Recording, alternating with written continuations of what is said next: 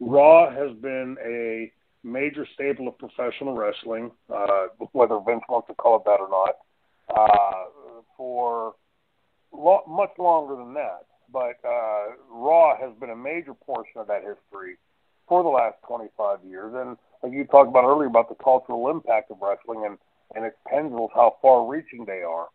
I think that's a hell of an accomplishment that they've been able to get 25 years. Albeit the last couple of years maybe a little bit sketchy. But it's pretty rare that you'd find anybody, any red-blooded American, that wouldn't know what you're talking about if you said to them the phrase Monday Night Raw. And so in that respect, and all those names you just mentioned are sort of the kind of names that, wrestling fans are going to want to tune into. To see, I think 3 hours is overkill on a week-to-week basis. I'd originally heard it was going to be 5 hours long. Wow. Oh, my God. Talk about try. But it'll be interesting to see how they play off of that. My curiosity to it is, what's the, I'm sure they're going to get a good rating for it, but what's going to happen after that when you remind the fans of all those great, incredible times gone past, and then you turn Monday Night Raw in the week after and see the same stuff you've been seeing, the teleprompters and the heavily, overly scripted action sequences that are devoid of wrestling moves and are basically acrobatics and punch, kick. Are you not running the risk that you're going to remind the fans of how damn good Raw used to be and the incredible talent that Raw used to have as opposed to your current offering? Just throwing it out there for food for thought. My first recollection of Raw as Dean Douglas was the episode that was shot in Lansing, I believe, where we had Bob Backlund involved and X-Pac, and I wrestled Scott Hall for the Intercontinental title. But by that time, it was already highly evident that, to me anyway, that the character had been explained to me was not the character they were going to go with on air. And so, it sort of took on a life of its own. I have very negative memories of my time there in '96. The money was the shits. The travel was brutal. I was working my ass off every night, and 28 days on average per month, and getting paid peanuts compared to the people that I was wrestling. So you won't hear me say much positive about my time there as Dean Douglas and the Raw days. Other than I enjoyed a lot of the guys that I was on the road with, like Dustin Rhodes and many others at that time, Bret Hart, Kurt Hennig, Undertaker.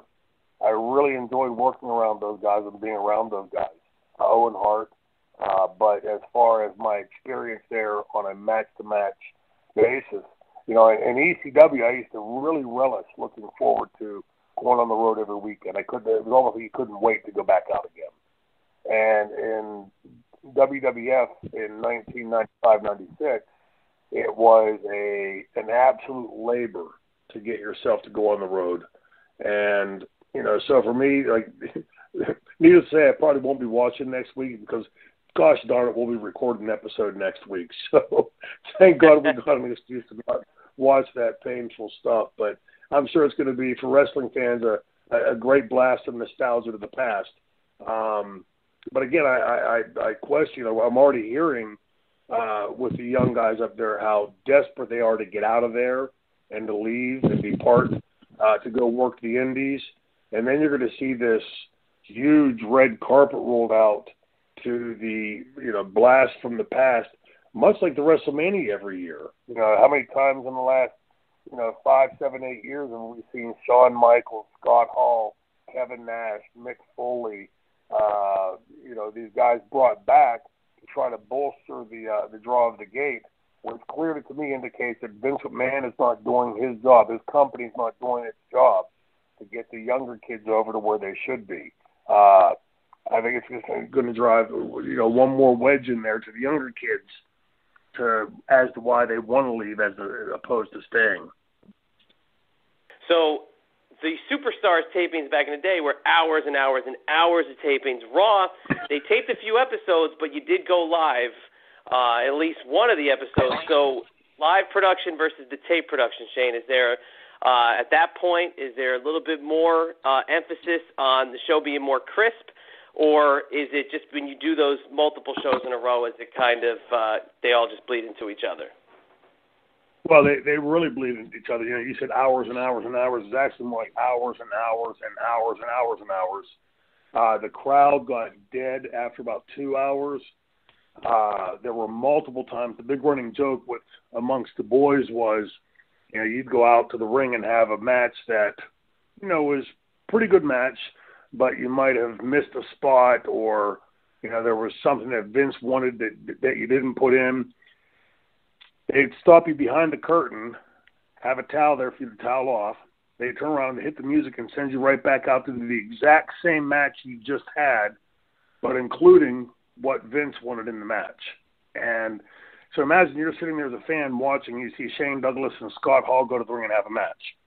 We come back and 10 seconds later the music hits, and out comes Shane Douglas and Scott Hall to have the exact same match that you just watched, with one or two differences that you probably don't remember because you're so bored of watching the same match you just watched. It was just a crowd killer. I remember the first and second hours usually had pretty good crowd response, but by the end of that second hour, you could hear it draining off, and by the third or fourth hour, the crowd was just flat. And then Vince would then pipe in the music on the TV show, so you hear a roar of the crowd, but you see the crowd sitting there motionless with bored looks on their faces. It was pretty evident that it was piped in sound. To me, it was just a death knell, one that I didn't see the reason for, other than just, like you said, overkill. I'll just keep putting on more and more and more matches. Sometimes, like the old saying goes, less is more. And, to go out there and leave the crowd after 2 hours, on their feet and wanting more is far better than have a crowd looking at their watch and saying, damn it, I'm so glad to be getting the hell out of here already. Which was my recollection of Raw tapings back then. They were brutally long and I believe unnecessarily so. It just took a little bit of creativity from a booking standpoint to do it properly, as opposed to just go out there and execute a crowd just so you can get more footage.